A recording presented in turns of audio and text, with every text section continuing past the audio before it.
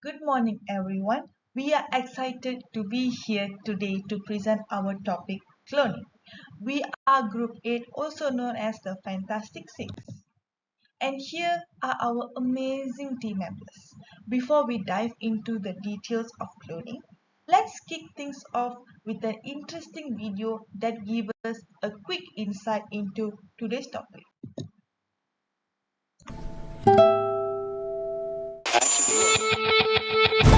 The headline on the other major news story today, to which we intend to devote some time, is very simple. Hello, Dolly. In February of 1997, a Finn Dorset sheep named Dolly sent waves of future shock around the world. The first living, breathing clone of an adult mammal. It's possible we're seeing a scientific explosion comparable to the atom bomb or the moon rocket or DNA itself. For many, it was a case of science gone too far. Are we acting more like the creator than creatures? Are we trying to play the role of God and all this?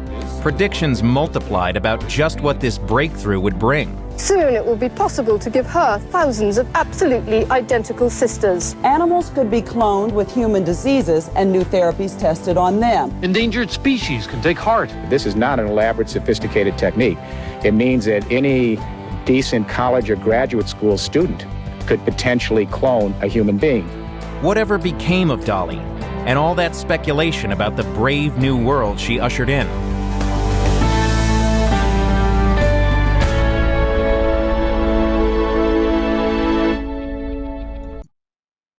Before we start, let's imagine something together. Picture this. You have a beloved pet, maybe a dog or a cat you have raised for years. Now imagine you could create an exact genetic copy, a perfect twin, even after your pet is gone. Or imagine we could revive endangered species on the brink of extinction, giving them a second chance at life. Sounds like science fiction, right?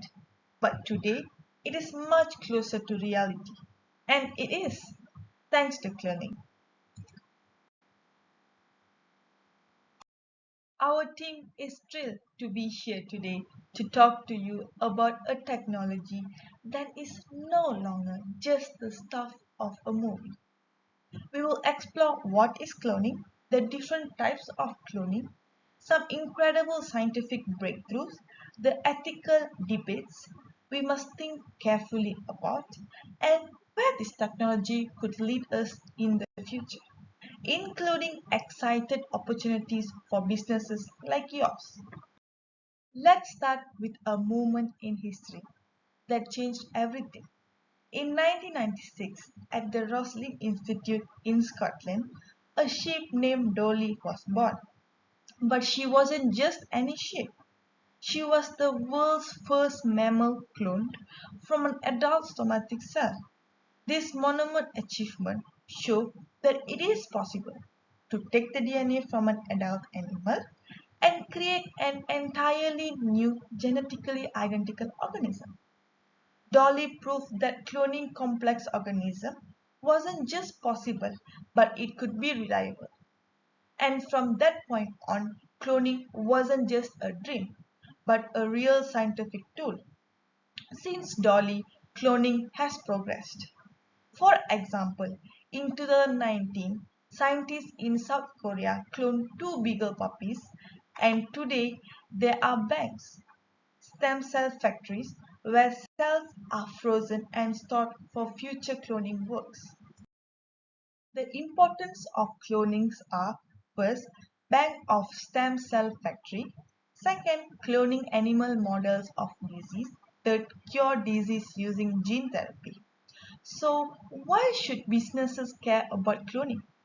Cloning has wide-reaching applications.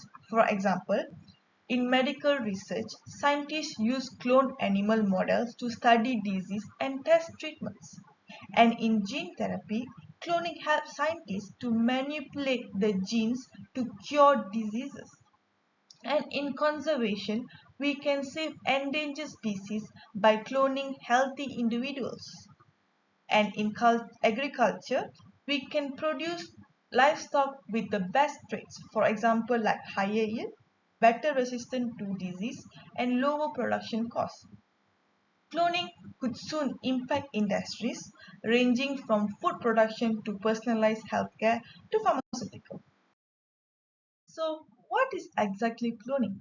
Cloning is a process of creating an exact genetic copy of organism, cell, or DNA sequence, share same genetic material such as DNA as original sources, and cloning occurs naturally and artificially. How does natural cloning works? First, organism replicate its DNA to ensure genetic material is identical to the offspring. Second, parent organism prepare for division by growing or creating specialized structure, for example, bud. Third, replicated material is physically separated into two individuals. Lastly, clone offspring grows and develop into fully functional organism identical to the parent. How does the artificial cloning work? Firstly, nucleus containing DNA is removed from somatic cell of organism that need to be cloned. Nucleus removed from an unfertilized egg cell. So nucleus that been removed from the somatic cell is inserted into the enucleated egg. Reconstructed egg is stimulated chemically or electrically to start dividing. Developed embryo is implanted into surrogate mother. Are the comparison between natural cloning and artificial cloning. Natural cloning occurred naturally due to biological mechanism without human intervention. For example, like asexual reproduction, like binary fission and budding. Secondly, identical twins, like fertilized eggs split into two embryos. So the natural cloning process including mitosis, splitting into embryos, vegetative reproduction in plants. The purpose of these natural clonings are reproduction, survival and propagation. Natural cloning are genetically identical to the parents and the siblings. Meanwhile, the artificial cloning performed intentionally by humans using biotechnology.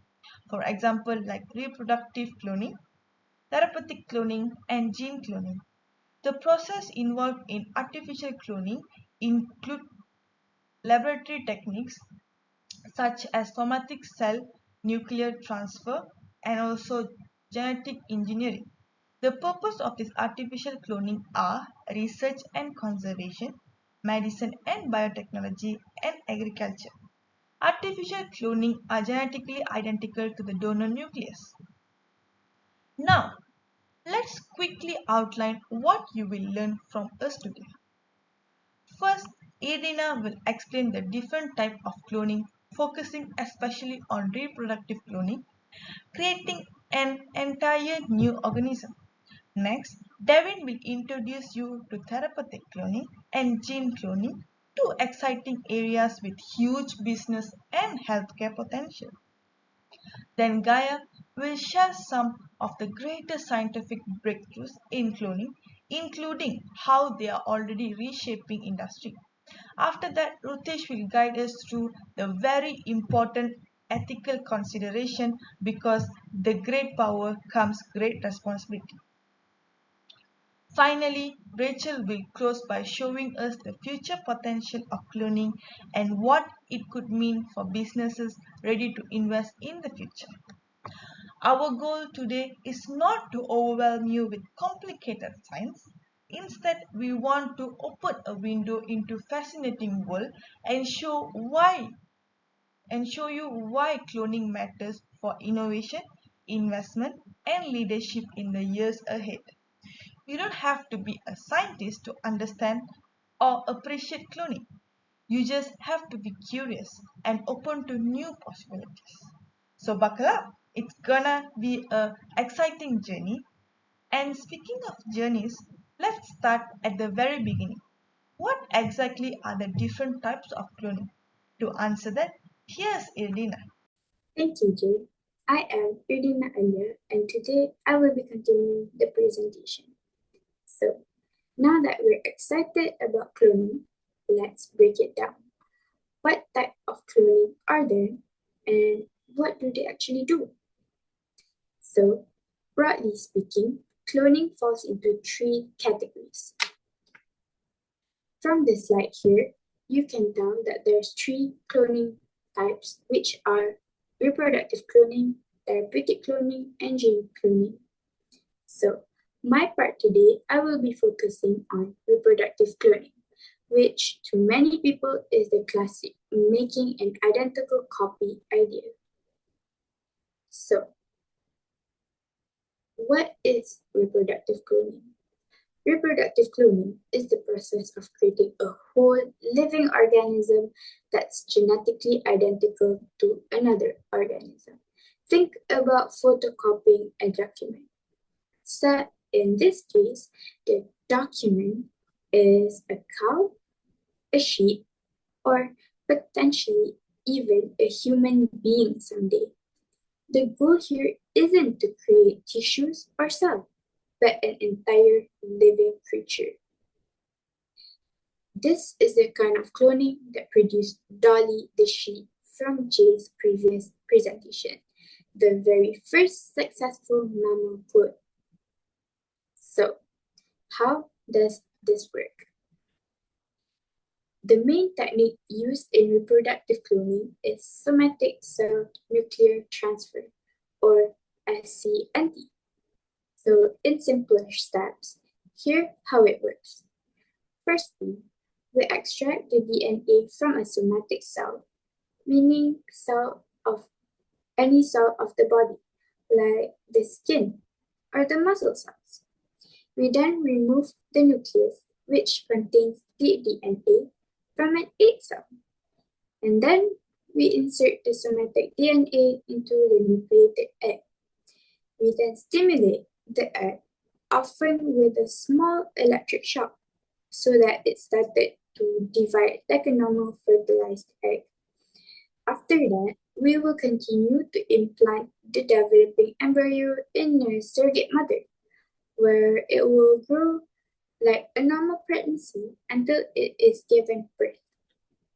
If everything goes well, the resulting animal will be a genetic copy of the original DNA donor. So, now it sounds easy on paper, but it's actually incredibly delicate and very complex in practice.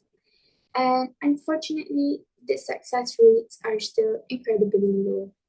We already have a real-world example beyond Dolly.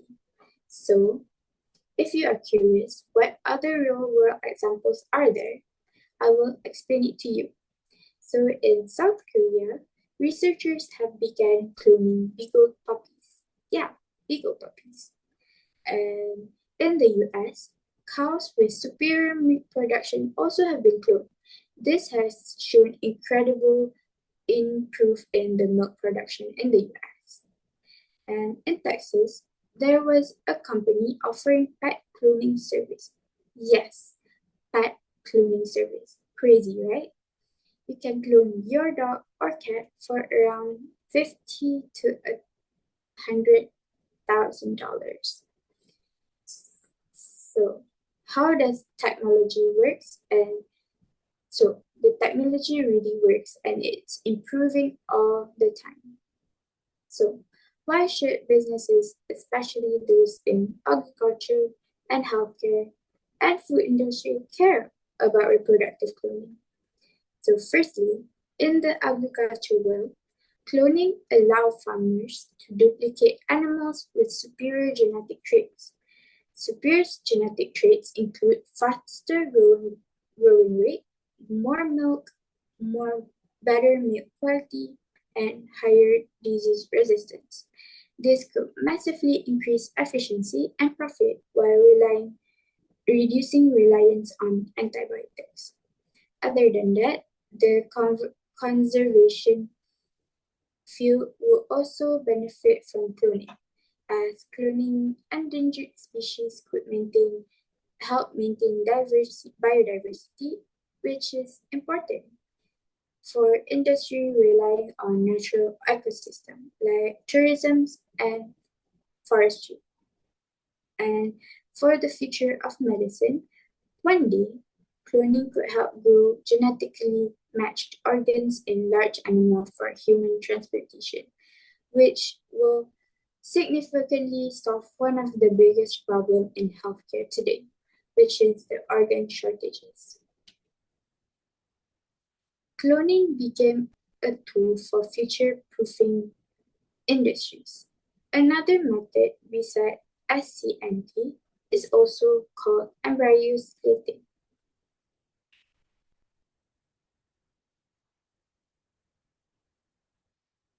So, how does embryo splitting work? Here, scientists create an embryo through in vitro fertilization, then it splits into two or more identical embryos early in the development. Kind of like creating natural twins or triplets, but in a controlled environment, such as in the lab. So this method is simple, but it has its limitation. It can only create a few identical individuals at a time, compared to SCNT, which can be scaled up.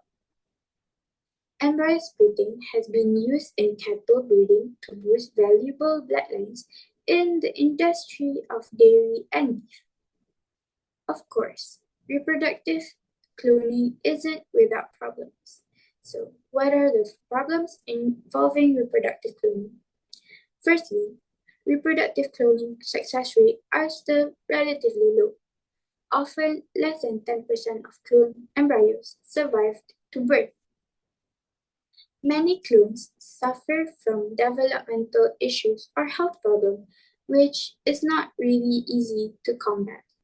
Other than that, there is also a public perception challenge that we need to address because many consumers feels uneasy about eating cloned animals and their products. These are important businesses consideration when thinking about real-world applications. Now that we explore reproductive cloning, which is essentially making an entire organism, what about cloning that aims to heal the human body or copy genes for medicine? Let's hand it over to Devin to explore therapeutic cloning and gene cloning. Thank you. Thank you for the very wonderful presentation, Idina. So far, we have talked about cloning an entire organism, which is amazing. But the function of cloning is not only limited to create a new organism, but also to heal, to cure, and even to revolutionize certain industries like medicine and agriculture. Today, I will walk you to two powerful types of cloning, namely therapeutic cloning and also the gene cloning. So both are less about making a copy and more about creating specific tools for health, science, and business. So now we are going to look at therapeutic cloning. So before proceeding further, I would like to emphasize the word therapeutic here. So the word therapeutic in this context means to heal and also to cure. So therapeutic cloning basically focuses on creating cells, tissues, or even entire organs without fully cloning the organism. Imagine a world where someone has damaged their heart and the only treatment option is to undergo an organ transplantation. So the problem with organ transplantation is that one, the waiting list for organ recipients is just too long, and even if they comes up first in their list, there is always a risk of tissue rejection. So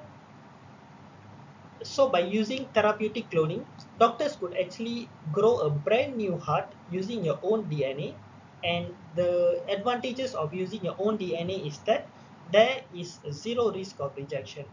So that is the dream that therapeutic cloning is chasing.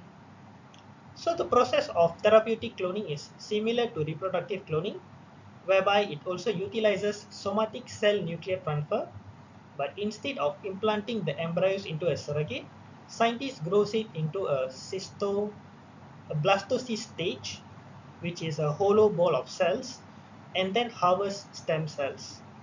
So many may wonder, what are actually stem cells? Stem cells are actually undifferentiated cells, and they are so special because they tend to be pluripotent. Pluripotent here means that they can turn up into almost any kind of tissues in the body, like muscle, nerves, bones, literally anything. So, by harvesting the stem cell from clone embryos, researchers can actually create new tissues for burn victims, replace neurons for people with Parkinson's diseases, produce insulin producing cells for diabetic patients, and even produce healthy heart muscle after a heart attack. And since the stem cell actually originates from the patient's own DNA, there is almost no risk of the body rejecting them, which is a huge problem which is encountered with organ transplant today. So for businesses, therapeutic cloning has enormous potential. The first one is regenerative medicine, where it is used to treat degenerative diseases like diabetes. Creating organs or tissues could eliminate long transplant wait lists. It could open an entire new industry for tailor-made, patient-specific treatments. This is because different patients tend to have different genetic uh, build-up, and also transplanting an organ from another individual has always a risk of rejection. The next one is that pharmaceutical testing. Instead of testing drugs on animals and generalized samples, companies could actually grow patient-specific tissues and test drug in labs.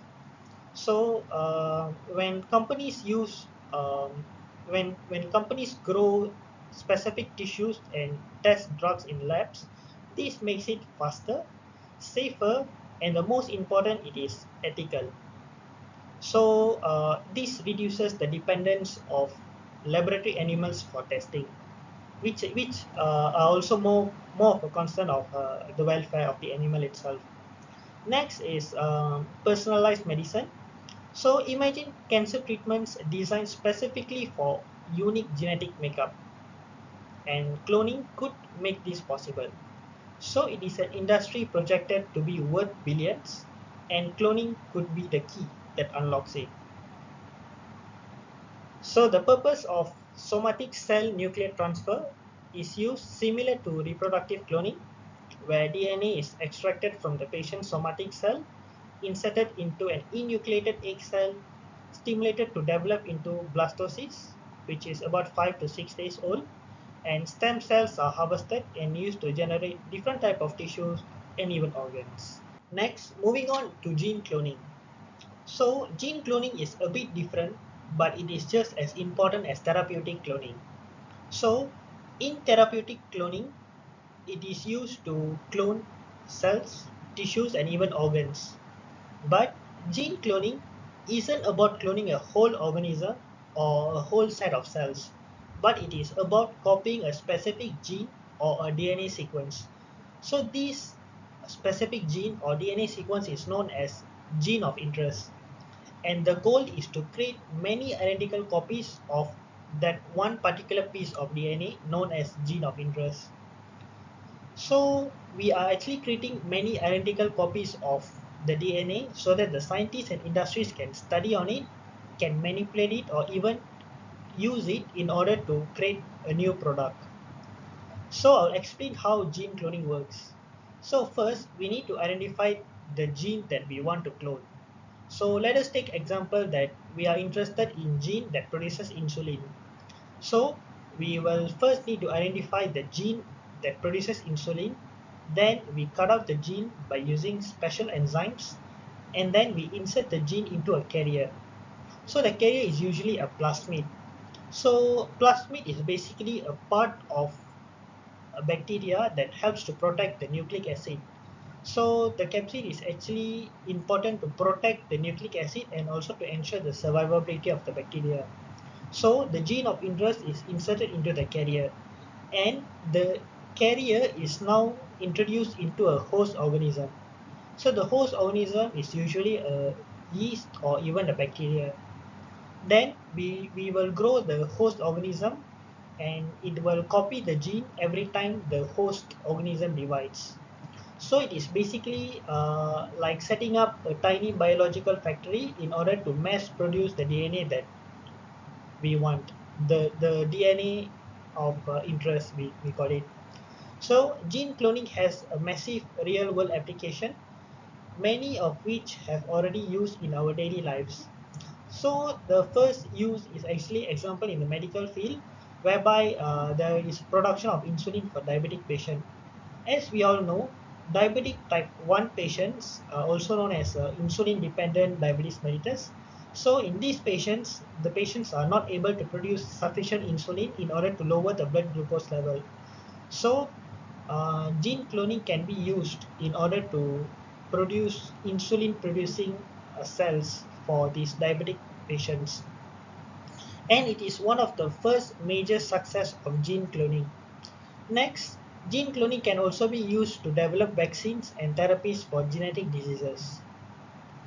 Next, the usage of gene cloning can also be seen in agricultural field, whereby we are creating genetically modified crops that are resistant to pests, diseases, and harsh environmental conditions.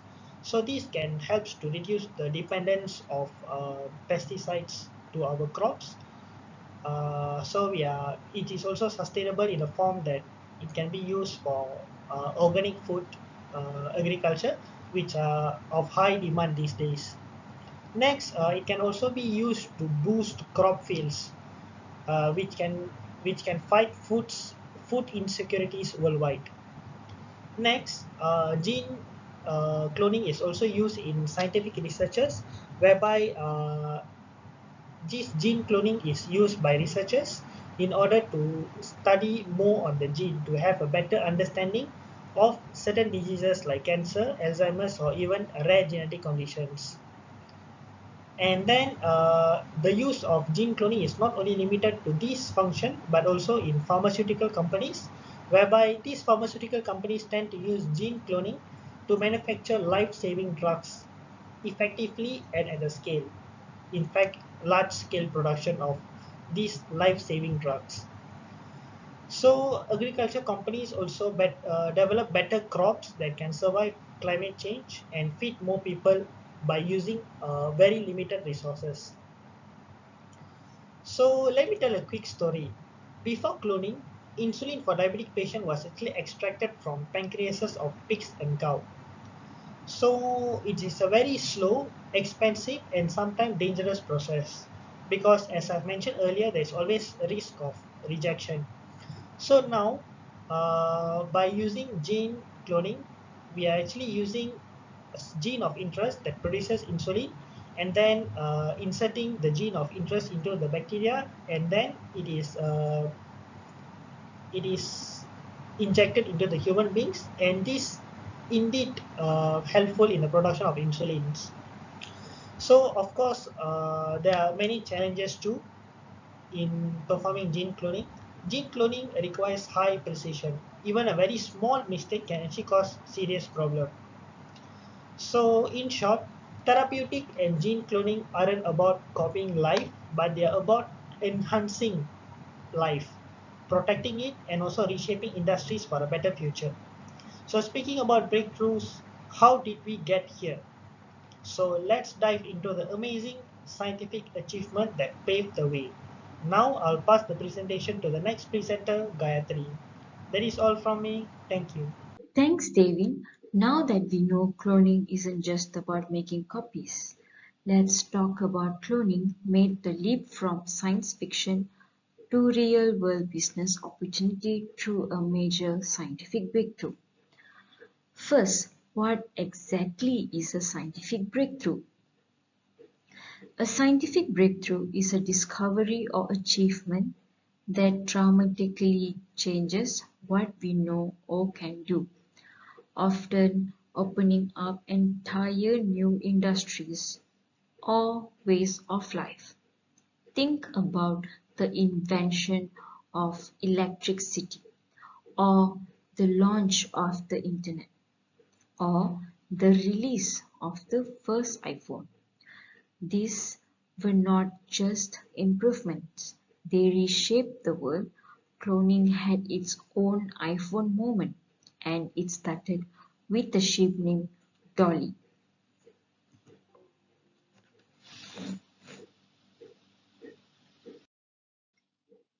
In 1996, scientists who are Ian Wilmot and Keith Campbell at the Roslin Institute in Scotland achieved something incredible.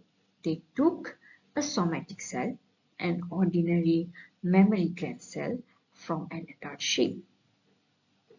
Then they removed the nucleus of that cell and inserted into an empty egg cell, a cell whose own nucleus had been removed.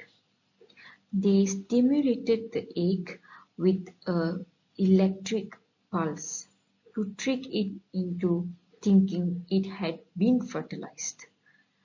And then they implanted it into a surrogate mother sheep. The result, Dolly, which is the first mammal ever cloned from an adult somatic cell. This wasn't just an experiment. It was a breakthrough that proved something many scientists thought was impossible, that mature adult cells could be reprogrammed back to their embryonic state and could grow into a whole new organism. Why was Dolly so important? Before Dolly, scientists believed that once a cell specialized, for an example, becoming a skin cell or a nerve cell, it is stuck in that role forever. However, Dolly shattered that belief. She proved that mature cell could be reset and reprogrammed by opening the door to everything from therapeutic cloning to regenerative medicine. Without Dolly, we wouldn't have stem cell therapies, organ cloning experiments, or even advanced genetic research. She literally changed what was possible for science and for business.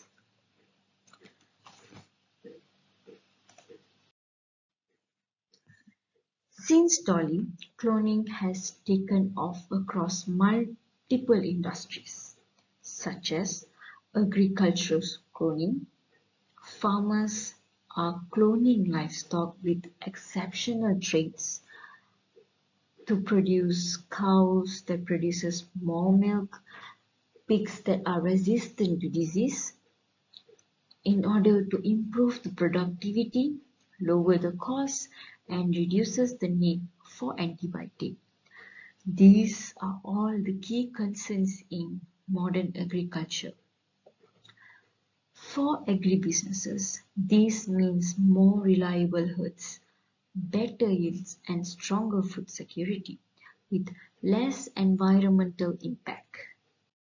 Secondly, as for conservation efforts, scientists are using cloning to preserve endangered species like Zawolsky's horse, which is a rare and ancient breed of wild horse that was once extinct in the wild. And this cloning could help to bring back the lost genetic diversity and restore fragile ecosystems. In a time when climate change is pushing many species to the brink, cloning could literally help to save the biodiversity, which is something vital in order to sustain the economy. And moreover, the extinction program. Yes, scientists are even exploring to revive extinct species like the woolly mammoth by combining the preserved DNA and with the modern elephant DNA.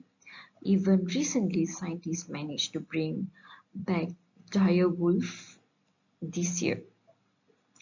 While even though it's controversial, it shows how far cloning technology has come to and how wide the possibilities are. For businesses, these breakthroughs aren't just exciting, they are very actionable, such as agricultural technology companies can produce elite herds who are tailored for maximum profitability. Biotech firms can pioneer therapies that heal rather than just treat, and also conservation projects can partner with businesses to protect the species and to boost the sustainability credential and brand reputation. Cloning isn't just about science anymore. It is about creating strategic advantages in competitive industries. Now guys, let's take a quick case study. In Brazil, some beef companies have started cloning elite cattle with superior muscle mass. By doing this, they produce more and more meat per cow and cut down the feed costs, and also to reduce the greenhouse emission per pound of beef produced. In a world moving towards greener, more efficient agriculture, cloning gives these companies a real competitive edge, and investors are taking notice. Of course, cloning breakthroughs still faces challenges, such as firstly, cloning remains expensive, although the costs are dropping steadily. Secondly, the success rates can be low, but not every cloned embryos survives to birth. Then, as we know, public opinion is divided, as many people are uneasy about cloned animals entering the food chain. For businesses, managing this risk will be just as important as leveraging the opportunities. But of course, just because we can do something doesn't always mean that we should do something, and this is where ethics come in. Hence guys, in order to guide us through the important ethical consideration of cloning, let's us lend our ears and hand it over to Ritesh. Hey everyone, I'm Ritesh. Today I'll be talking about the ethical considerations in cloning. Coming right to the first point is the health effects that comes along with the cloning process itself. Farms, especially dairy farms, practice in vitro culture to produce a high quality calf. However, this comes along with a major problem, which is known as the large offspring syndrome. This syndrome is caused by the abnormal proportion of the dam and the calf, which can lead to difficulties in the birthing process itself. This contributes to the high neonatal death rates, and also the fetus will have a low survival rate. The next point is the biodiversity concerns. Cloning means that we are producing a genetically identical offspring, which means that all of the offspring have equal level of diversity within their populations. Hence, when their immune system is challenged by a new environment, the animal will find it hard to adapt, and it will eventually lead to their death. Here, we also chose therapeutic cloning because it creates embryos to harvest stem cells instead of solely for medical or research purposes only. Thank you. All right, so now that we have seen both the incredible opportunities and the serious ethical challenges of cloning, let us look forward on what could cloning achieve in the next few decades and how might it impact businesses, industries, and society at large. So, in this final part of our presentation, I will walk you through the future potential of cloning and wrap up with some key conclusions to leave you thinking about what's possible. Firstly, the future of medicine could be completely transformed by cloning. Imagine hospitals where instead of waiting for months or even years for an organ donor, a patient's own cells are used to grow a custom organ. So you can get a new heart, a new kidney, new pancreas, so all biologically identical to the patient. In this way, there won't be rejection or the patient wouldn't have to be on lifetime of immune suppressing drugs. So therapeutic cloning could finally offer permanent cures for diseases like Parkinson's, diabetes, spinal cord injuries, and many more other diseases. It could mean that regenerative healthcare becomes the new normal, not just treating symptoms, but actually restoring full health. Secondly, in agriculture, cloning could create super livestock that are healthier and more productive and more sustainable. So farmers could clone cattle that are naturally resistant to diseases like foot and mouth or mad cow disease. So this will reduce the need for antibiotics and medical intervention. It could lower the cost, boost yields, and improve food security, especially critical as the global population approaches to 10 billion by the year 2050. Cloning could also be used to preserve rare breeds and heirloom crops, maintaining biodiversity even as climate change reshapes farming conditions. For conservation, the cloning could help reverse extinction trends by cloning endangered animals or even resurrecting recently extinct species, like the dire wolf was the most recent one. So scientists could restore the lost pieces of ecosystem and preserve genetic diversity for future generations. And conservation cloning could safeguard iconic species like tigers, rhinos, or polar bears, not just in zoos, but reintroduced into their natural habitats. So, in partnership with conservation organizations and businesses, could play a key role in funding and applying this technology to protect our planet's biodiversity. In the education field, cloning can open new possibilities too. So, veterinary schools could clone animals for hands on training without risking rare or endangered population. Scientists could clone rare cell lines for studying the genetic diseases, cancer therapies, or new drug treatments.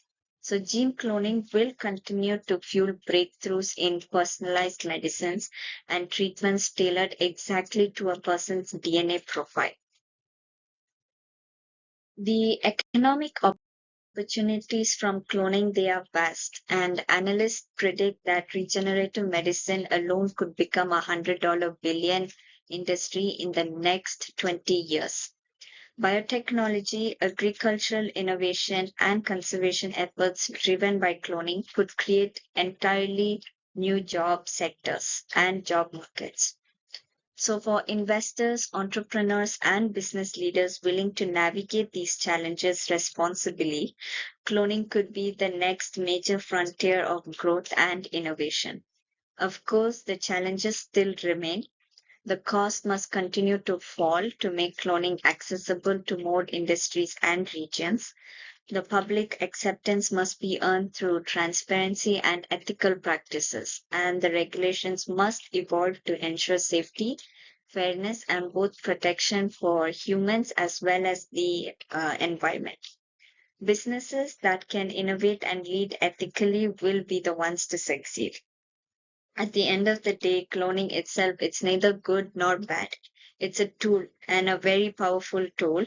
So how we use it will determine whether it helps, heals, and uplifts humanity or it causes harm and division. So the future of cloning depends entirely on the decisions made today, not just by the scientists, but by the leaders in business, policy, and society. In conclusion, cloning is no longer a far off dream because it's already transforming industries. It offers breathtaking opportunities in the healthcare, agriculture, conservation, and beyond that.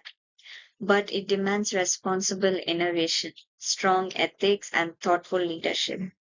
So, as future business leaders, partners, and investors, I hope you have the opportunity to guide cloning to their next chapter, ensuring it serves not just profit, but people and the planet too. Thank you so much for joining us on this exciting journey today, and we can't wait to see what the future holds. Thank you so much.